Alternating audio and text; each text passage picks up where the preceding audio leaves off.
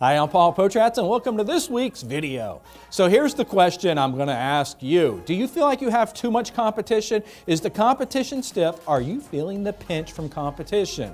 Well, I'm going to tell you how to beat them this week. But before I get into it, let's really understand, why do you have competition? Why are you feeling the pressure of competition?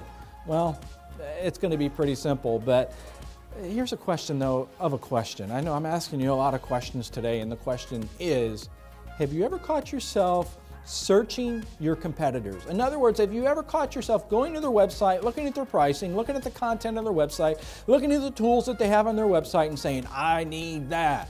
If that's the case, you have to stop doing that. I mean, I'm not saying you shouldn't go to their website and see what's going on. You should be aware of your competition, but don't copy your competition. So let's understand why we have competition in the first place. And I've really broken it down into 3 reasons why you have competition, why you're feeling the competition. The first one, and you're going to go, yeah, Paul, that's common sense, but still, it needs to be said. How can you fix the problem if you don't know the problem? The first one is, did you differentiate yourself? Is your company differentiated from the other competitors? And I mean, it's completely fine. You could sell the same exact product as 35 other companies, but you still have the power to differentiate yourself.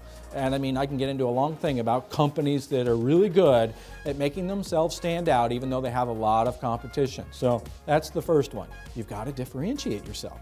The second one is creating value. I mean, when someone does business with you, do they feel the real value to it?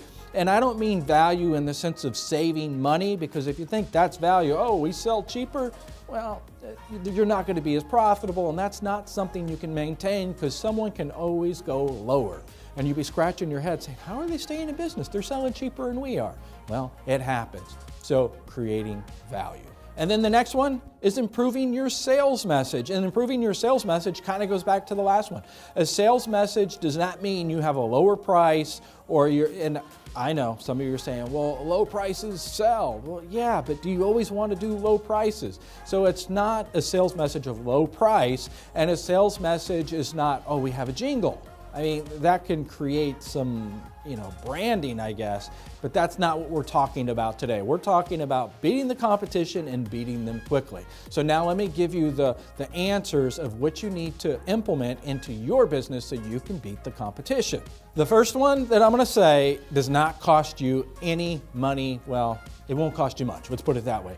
And it's improving the customer interaction.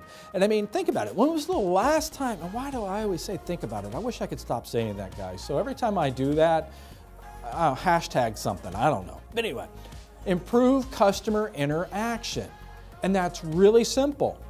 But when was the last time that you got the meeting of the minds, your ad agency, your managers, your salespeople, and you said, what can we do to improve the customer interaction? I mean, it's really simple. Improving the customer interaction is something you need to be talking about every single month. We spend more time talking about our sales message and what we're going to advertise versus making sure that when that client, that customer, when that consumer engages with us, whether it's online, on the phone, or in our showroom, what do we do to improve that interaction?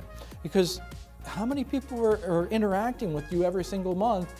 And if you really impress them, they could go out and tell their friends and family. I know that's common sense, but if it's such common sense, why aren't you talking about it every single week at your business? All right, number 2, collaboration between sales and marketing. Let me say that again. Collaboration between sales and marketing. Last week alone, I had 4 different emails that came from 4 different clients where it was pretty clear that the sales team did not know how to answer the leads that were coming in. In other words, somebody filled in a form on the website, the lead came in, and the salesperson's like, I don't know how to respond to this. I don't know how to handle this. And I've talked about it many a times. What is the salesperson going to do if they don't know how to handle it? Or if it's a lead that comes in that's a little uncomfortable. So think about that. If you have e-price or get our best price or whatever it might be, and a salesperson, which a lot of them, trust me, a lot of them don't know how to handle that, what are they going to do? Well, they're not going to follow up.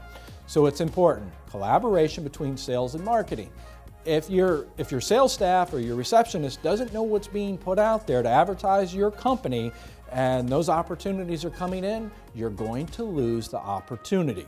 The next one, create a true social media strategy. And you notice I said the word true social media strategy. Yes, you need to do social media where you're doing the paid ads and you're targeting people based on their interest.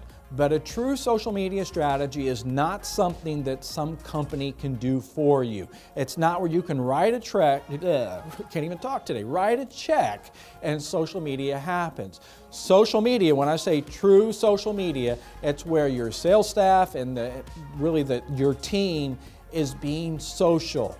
And it doesn't have to be sell, sell, sell. It can just be daily things, and you've heard me talk about it. So what is your true social media strategy? And do you have a content calendar?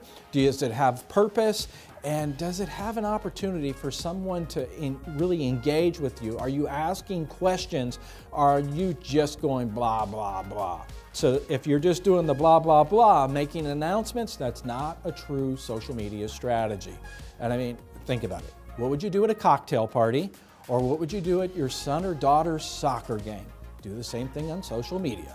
All right, the next one, do more helpful customer testimonials. And you know, I paused on that because helpful customer testimonials, it's really easy. Get your phone out, do a video, but make sure you tag that person because that's going to help your social media strategy. And it shouldn't be about, hey, how was it doing business with us? No one wants to watch that. Instead, let that person that's purchasing that product or service from you tell that your audience and their audience, why did they choose that product or service? How is it going to help them in their life? That's called social proof, but that makes a customer testimonial something that someone would want to watch. And then you can use that into your marketing strategy later on.